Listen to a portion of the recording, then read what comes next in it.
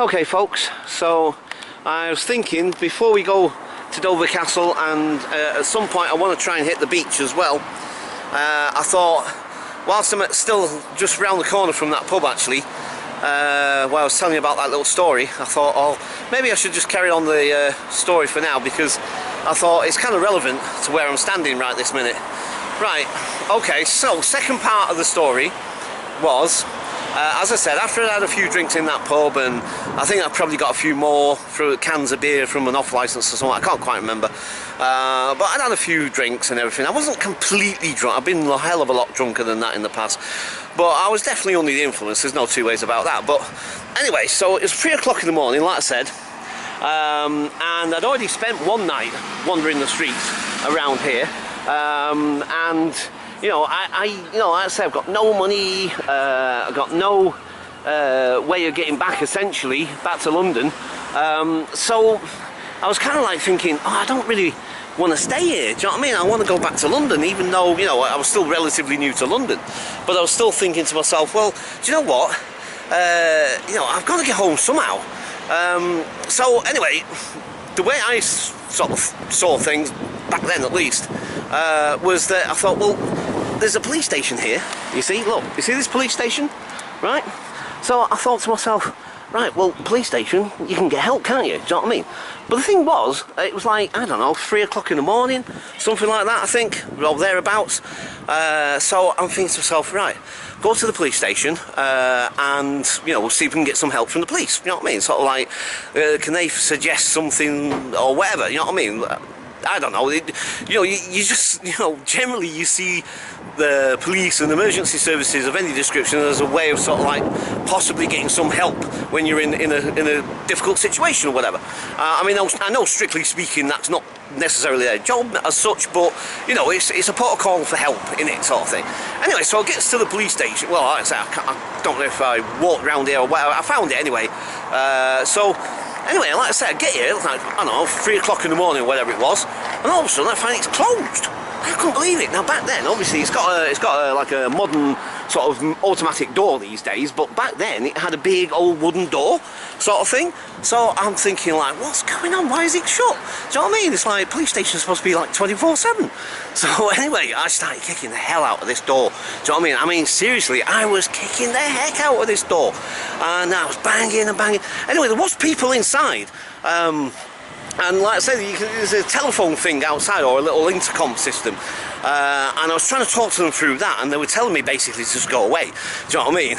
They just basically didn't want anything to do with it, but I wouldn't let go of it, you know what I mean? So I'm kicking the door, banging, bang, really going for it, really kicking the door. Hello, mate. So, hello sir. Hey, can you just stop there? Yes sir, certainly, no problem. Okay guys, so slight interruption there, sorry about that. I guess I mean I had a feeling that might happen, to be quite honest, and it's understandable, do you know what I mean? I'm not here to cause any bother or anything, do you know what I mean? Blah blah blah, all I want to do is do my vlogs and tell you guys a bit about my life and a bit about my history. So, you know, I was conscious of the fact that, because I'm filming in a police station, because it is Dover as well, you see, being a port town and all that sort of thing, and you know what it's like in the world at the moment with all these threats and this, that and the other. It's quite understandable. I had no issue with him asking me to stop filming for a minute whilst he has a word with me and just asks me basically what I was doing, which is fair enough, do you know what I mean? Like I say, I've got no problem with him at all. And so I'll just explain to him, I was relating a story that happened to me back in 2004 here, and I was just telling him what had happened, and that's all I was doing. And they're saying, like, that's fine, we haven't got a problem with that, just, you know, it was just about letting us know what you were doing. Just as long as we know what you're doing, then that's fine. So they're happy, I'm happy, you know what I mean? There's no issue about it, but I just had to stop filming for a minute to let them know what I was doing, basically. So, you know, he was alright about it, it was no problem. So anyway, just very quickly finish the story off, and I'll tell you what, we'll, just to avoid any further possible issues, we'll cross over the road. Right, let's just get across this road quick. And then, because the rest of the story kind of relates on this side of the road anyway. So anyway, yeah, so like I said, you know, I'm, oh look at this, hang on, before I carry on the story, look at this. Oh wow, look at all these gnomes and stuff, man. Oh wow. Anyway, so like I said, I was kicking the hell out of the door, blah blah blah. They didn't want anything to do with it at first, you know what I mean? But I was like really insistent. It's like, no, I need some help, blah blah blah blah. So anyway, I ended up on this side of the road. Now I can't remember exactly, I mean, because flipping it, we're talking about 2000, what would it have been, 2000 and, what was it, 2003 I think, something like that. So anyway, like I said, we come, you know, I end up on this side of the road. So anyway, I'm walking down here sort of thing, and a police van came, right? Big, huge, not a normal police van, a big, huge police van.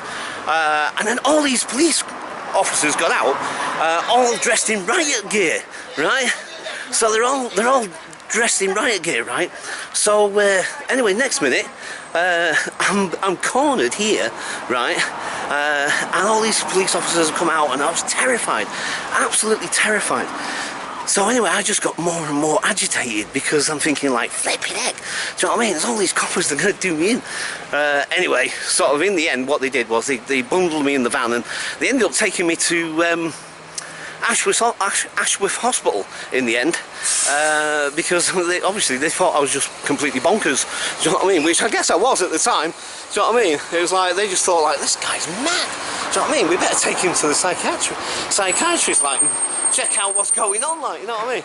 So anyway, I ended up in that hospital for about 2 weeks actually. I was on the ward for 2 weeks in that hospital.